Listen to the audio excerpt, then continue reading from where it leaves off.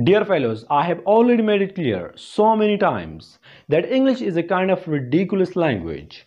And that's why today we're going to be doing something very interesting. Today we will learn about the differences among these three words: season, weather, and climate. What are the differences in Pashto language? Weather मौसम ته وي, season دا موسم ته وي, او climate هم.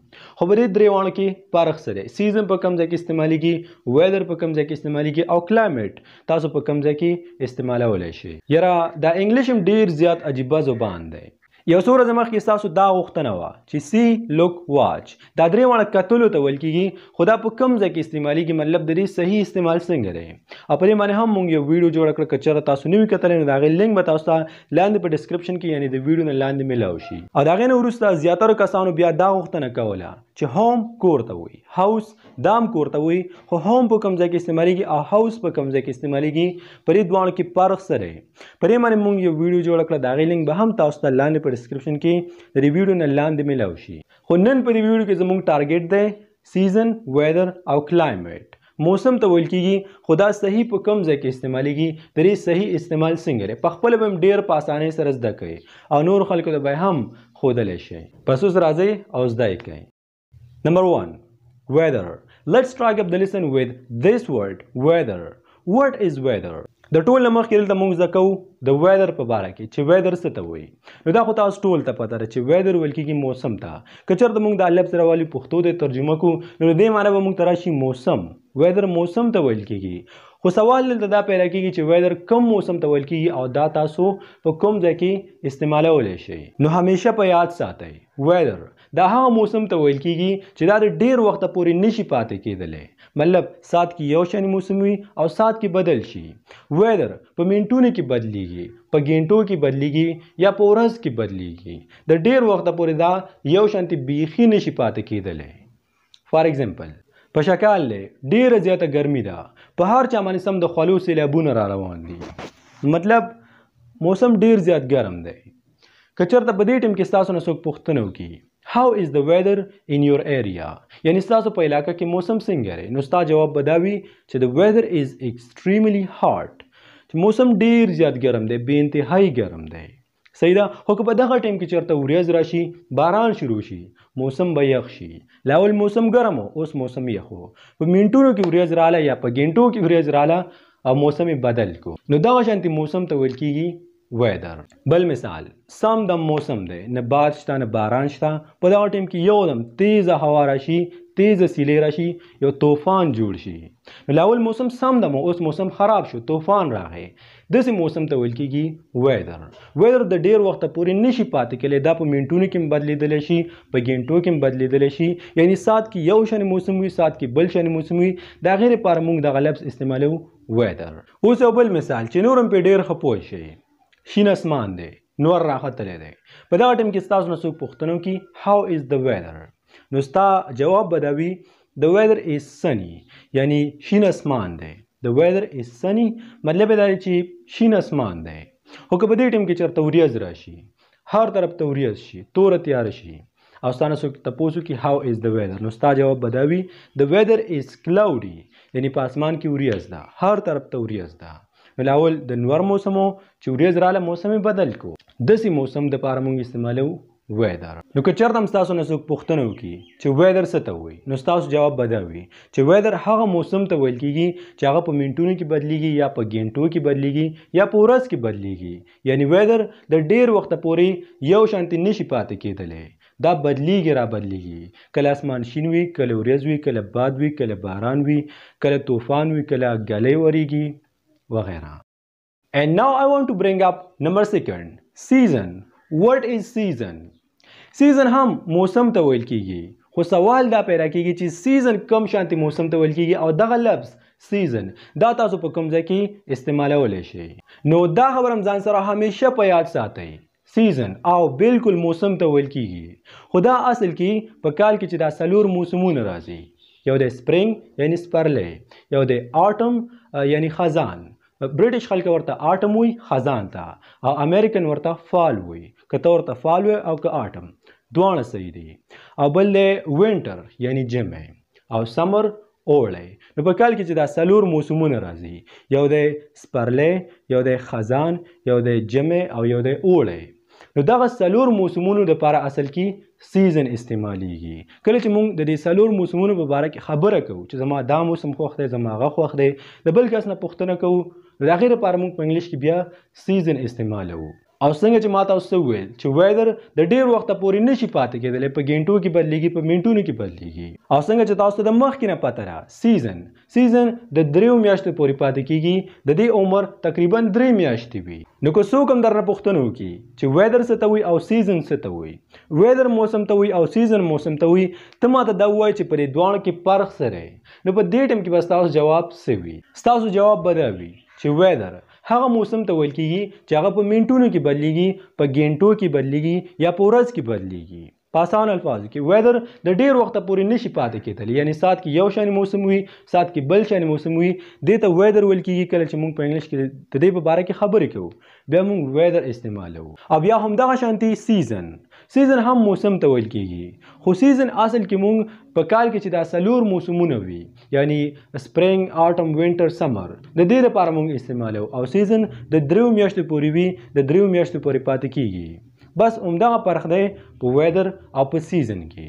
اوس راځئ چې د کلایمیټ په باره کې هم زده کړو چې کلایمیټ څه ته وایي او هغه تاسو په کوم ځای کې استعمالولی شئ. Now our third and final word, climate. Now what is climate and how you can use this word climate? Climate دغه موسمونو ته نه ویل کېږي، په اصل کې کلایمیټ ویل کېږي ابو هوا ته. ابو هوا ته په انګلیش کې ویل کېږي کلایمیټ. خو اوس ابو هوا څه ته وایي او دغه لفظ تاسو په کوم ځای کې استعمالولی شئ؟ ګوره، یو څو منټه مخکې تاسو زده کړل ویدر موسم ته ویل کېږي، خو ویدر د ډېر وخته پورې نشي پاتې کېدلی، په منټونو کې، په ګینټو کې یا په ورځ کې بدلیږي. د هغې نه بعد موږ څه زده کړل؟ د هغې نه بعد موږ زده کړل سیزن د 3 میاشتو پورې وي.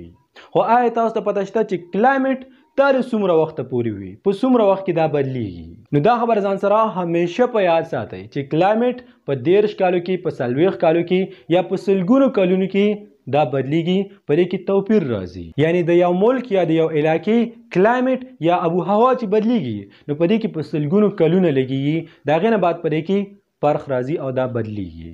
تقریبا چې تاسو په کلایمیټ باندې پوه نه شوئ، ګوره اوس هم په ډېر په اسانۍ سره پوه کوم. لکه څنګه چې موږ وایو چې یاره پلانکې ملک نه دی ډېر زیات یخ دی، یا پلانکې ملک ډېر زیات ګرم دی. نو دې مطلب دا دی چې دغه ملکونه کالو سره دا یخ وي یا دا کالو سره ګرم وي. په دې کې موسم بدلیږي، باد ورکې راځي، طوفان ورکې راځي، کله ورېځي، کله اسمان شیني، هغې ته ویدر ویل کېږي. سیزن ورکې، خو زیاتره دغه ملکونه یخ وي، کالو سر یخ وي یا کالو سر ګرم وي. نو دلته موږ خبره کوو د ابو هوا په باره کې. کله چې موږ په انګلیش کې داسې خبرې کوو نو د دې لپاره بیا موږ استعمالوو کلایمیټ. یو بل مثال او دې سره به تاسو خامخا پوه شئ. لکه کله کله موږ وایو کنه چې یاره کابل ډېر یخ دی، چې کابل ته سړی لاړ شي. دلته ډېره زیاته ګرمي ده، خو چې کابل ته لاړ شي کابل ډېر زیات یخ دی. نو دې مطلب دا دی چې کابل کالو سر یخ وي، په هغې کې مطلب باد راځي، طوفان راځي، اسمان ورکې شین وي، ورځ وي، هغې ته ویدر ویل کېږي. سیزن ورکې مطلب سپرلی ورکې راځي، اوړی او ژمی ورکې راځي، خو کالو سر دا یخ وي. نو د دې لپاره دا بیا موږ کلایمیټ استعمالوو. کله چې موږ داسې خبرې په انګلیش کې کوو د داسې موسم په باره کې، د هغې لپاره موږ کلایمیټ استعمالوو کوم چې ابو هوا ته ویل کېږي. یا کله موږ داسې وایو چې یاره کالام او مري دا ډېر زیاتې یخې علاقې دي. نو دلته موږ اصل کې لګیا یو د کلایمیټ په باره کې خبرې کوو، د ابو هوا په باره کې خبرې کوو چې دغه علاقې کالو سر یخې وي، په دې کې باد، باران، طوفان، شین اسمان او ورېځ ورکې راځي، هغې ته ویدر ویل کېږي. څنګه درته زه بار بار وایم سیزن ورکې راځي، سپرلی هم ورکې وي، اوړی، ژمی هم ورکې وي، خزان هم ورکې وي، خو کالو سر دا یخې وي. کالو سر چې یخ وي یا ګرم وي نو دې ته په انګلیش کې کلایمیټ ویل کېږي، او په پښتو کې یا په اردو کې ورته موږ ابو هوا وایو. څنګه چې ما تاسو ته ویل چې کلایمیټ دا ډېر وخت بعد بدلیږي، یعنی 13 کاله بعد، 40 کاله بعد، یا کله 100 کاله بعد، یا د دې نه هم ډېر کلونه بعد په دې کې فرق راځي، په دې کې توپیر راځي. هغه درته ځکه لکه ما خو د ډېرو خلکو نه اورېدلي، د ډېرو مشرانو نه مې اورېدلي چې پخوا به ژمی راغی نو ډېره زیاته یخني به وه، خو اوس هغه شانتې یخني نه وي، د ژمي اوس هغه مزه نشته دی. نو مطلب دا چې کلایمیټ بدل شوی دی، ابو هوا بدله شوې ده. نو همدغه شانتې د وخت په تېرېدلو سره ابو هوا بدلیږي او ماده سي موریدلې چې د سي وخت براشي چې مطلب دا جمع به بیخي ختم شي او کالو سر به دا اوړی به وي ګرمي به وي.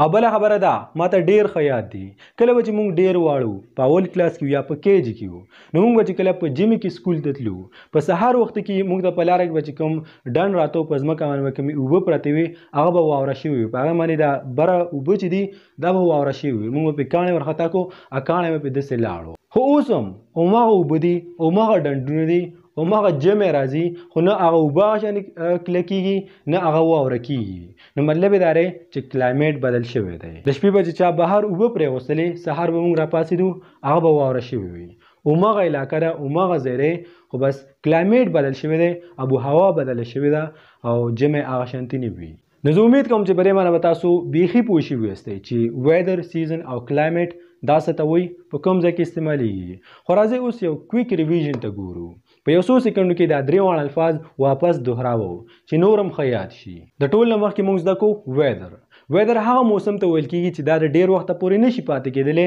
په ګنټو کې په منټونو کې یا په ورځ کې بدلیږي لکه څنګه چې ما تاسو ته وویل باد باران طوفان وریځ شین اسمان دې ته ویل کېږي ویدر د هغې نه بعد په دویم نمبر باندې موږ زده کوو سیزن موسم ته ویل کېږي اصل کې په کال کې چې دا څلور موسمونه وي د دې په باره کې چې کله موږ په انګلیش کې خبرې کوو موږ استعمالوو سیزن او په دریم نمبر باندې موږ زده کوو کلایمیټ ویل کېږي ابو هوا ته او کلایمیټ په سلګونو کلونو بعد پرې کې فرق راځي دا بدلیږي د یو علاقې یا د یو ملک کالو سر چې کوم موسم وي کالو سر دا یخ وي کالو سر دا ګرم وي د هغې لپاره چې کله موږ په انګلیش کې خبرې کوو بیا موږ کلایمیټ استعمالوو او دې ته ویل کېږي کلایمیټ ګرانو کتونکو د همیشه په شانې زه اوس هم دا یقین لرم ما چې تاسو کوم ایکسپلینیشن وکړو کوم وضاحت مې درته وکړو د دغه دریو الفاظو په دې باندې به تاسو پوه شوي اوسئ او د دې نه بعد به ستاسو په ذهن کې هیڅ قسمه سوال هم د دې دریو الفاظو په باره کې نه وي خو که چېرته بیا هم وي انسان دی لاندې په کمنټ سیکشن کې ماته ووایه او انشاءالله